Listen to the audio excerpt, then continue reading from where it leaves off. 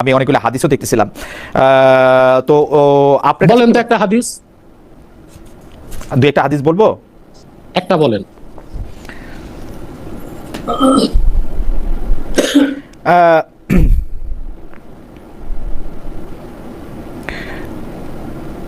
এইটা নবীজির ওহী লেখক যিনি ছিলেন, যিনি সাদ, সেই ইবনে মানে তিনজনকে আমরা পাইতেছি যারা আসলে ধর্ম নেওয়ার পরে ধর্ম ত্যাগ করছিল। একজনের নাম হচ্ছে হারিথ, একজনের নাম হচ্ছে নবীজির ওহী লেখক ইবনে সাদ, এবং একজন হচ্ছে ওবায়দুল্লাহ। এই তিনজনের কাউরেই মৃত্যুদণ্ড কেন কোনো শাস্তি তিনি দেন নাই। তিনি মনে কষ্ট পেয়েছেন কে, এবং সর্বদা কিন্তু মেনে চলেছেন, সর্বদা মেনে চলেছেন লা ইকরাহা ফিদ্দিন, ধর্মে জবরদস্তি নাই। বাকারা 256 নম্বর আয়াত। সব ঠিক আছে। সহিহ বুখারীর নবম খণ্ড হাদিস 318 আছে। জাবির বিন আব্দুল্লাহ, আমি হাদিসটা পড়ি, আপনি পড়তে বলছেন। আমি তো বললাম, এবার আপনার মনে পড়ে গেল, আপনি বলেন। জি, বুখারী শরীফের শেষ খণ্ডে স্পষ্ট হাদিস, রাসূলুল্লাহ সাল্লাল্লাহু আলাইহি ওয়াসাল্লামের নির্দেশ, মান বাদদালা দীনাহু ফাকতুলু, যে ব্যক্তি মুরতাদ হয়, ইসলাম গ্রহণের পর ইসলাম ছেড়ে দেয়, তার মৃত্যুদণ্ড কার্যকর করে। সহিহ বুখারীতে হাদিস একেবারে শেষ খণ্ডের শেষ দিকে স্পষ্ট উল্লেখ আছে।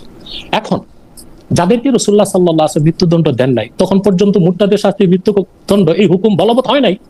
এই হুকুম বলবতের আগে যেমন শরীয়তের মধ্যে তো অনেকে ইসলামের প্রাথমিক অবস্থায় নেশা করতেন, মদ পান করতেন, কিন্তু আল্লাহর পক্ষ থেকে নির্দেশ ছিল লা তাকরাবুস সালাত ওয়া আনতুম সুকারা, তোমরা মদ্যপ অবস্থায় নামাজের কাছে যেও না। কিন্তু যখন আল্লাহ তাআলা মদকে হারাম করে দিলেন, তখন তো আর নামাজের বাইরেও মদ ধরার সুযোগ নাই, পরও মদ ধরার সুযোগ নাই। আপনি যে হাদিসের রেফারেন্স দিয়েছেন, তখন পর্যন্ত মুরতাদের শাস্তি মৃত্যুদণ্ড এটা বলবৎ হয় নাই। কিন্তু মুরতাদের শাস্তি যখন মৃত্যুদণ্ড এটাকে যখন বলবৎ করা হলো, কিন্তু হাদিস তো পরে, হাদিস তো পরে, এই হাদিস তো সংকলন হচ্ছে পরে। শুনেন না আগে বুখারীর এই হাদিস শুনেন না। জি, বুখারীর আমি তো বলতেছি, আমি একেবারে বুখারীর শেষ দিকের হাদিস বললাম। মান বাদদালা দীনাহু ফাকতুলু, যে ব্যক্তি দ্বীনকে পরিবর্তন করে মুরতাদ হয়, তাকে মৃত্যুদণ্ড দাও। এটা বুখারী শরীফের হাদিস। এখন কোন হাদিস নাসে, কোনটা মানসুখ, কোনটায় মাসালা হবে, কোনটায় রায় হবে, এটা তো আপনাকে বুঝতে হবে।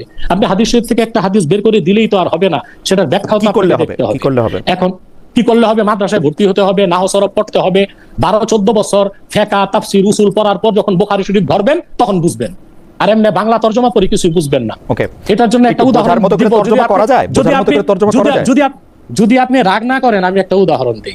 আমাদের দেশে যারা এমবিবিএস ডাক্তার হয়, এইচএসসির পর তারা 6 বছর পড়াশোনা করে, এটা তো নিশ্চয়ই আপনি জানেন। এখন এমবিবিএস এর বইগুলো সবই বাংলাতে আছে। এখন মনে করেন কেউ 5 পাস, 6 পাস, 10 পাস করে ঘরে বসে 6 বছর এমবিবিএস এর বইগুলো পড়লো, তারপর ডাক্তারি করলো, রোগী মারা যাবে না? অথবা আপনি যদি দিন শিখার যে কাঠামো তার মধ্যে না এসে আপনি শুধু হাদিস শরীফ থেকে তরজমা বের করেন, তখন আপনি ভুল ফতোয়া দিবেন, আপনারও ক্ষতি হবে, অন্যেরও ক্ষতি হবে। আমি কোনো ফতোয়া দিচ্ছি না হুজুর, আমি প্রশ্ন করতেছি আপনাকে। রায় দিচ্ছেন, আপনি এত দোষ ধরেন কেন? রায় দিচ্ছেন। দেখুন বুখারী শরীফের মধ্যে সহিহ বুখারী হাদিস নাম্বার 3017 সুস্পষ্ট ভাবে এখানে আছে, হাদাসানা আলী ইবনে আব্দুল্লাহ হাদাসানা সুফিয়ান আন আইয়ুব আন ইকরামাহ আন আলিয়ান হাররাকা কওমান ফাবালাগা ইবনে আব্বাস ফাকালা লাউ কুনতু আনা লাম উহাররিকহুম লিআন্না an-নাবিয় সাল্লাল্লাহু আলাইহি ওয়াসাল্লাম ক্বালা লা তুআযযিবু বিআদাবিল্লাহ ওয়া লাকাতালতুহুম কামা ক্বালা an-নাবিয় সাল্লাল্লাহু আলাইহি ওয়াসাল্লাম মান বাদদালা দীনাহু ফাকতুলু। সহিহ বুখারী দ্বিতীয় খণ্ড হাদিস নাম্বার 3017। আমি আপনাকে মূল আরবিটা শোনালাম, এবার আপনি তর্জমাটা করে দিচ্ছি। হযরত আলী রাদিয়াল্লাহু তাআলার যুগে কিছু লোক ধর্ম ত্যাগ করলো, মুরতাদ হয়ে গেল। হযরত আলী তাদেরকে মৃত্যুদণ্ড দিলেন আগুন দিয়ে।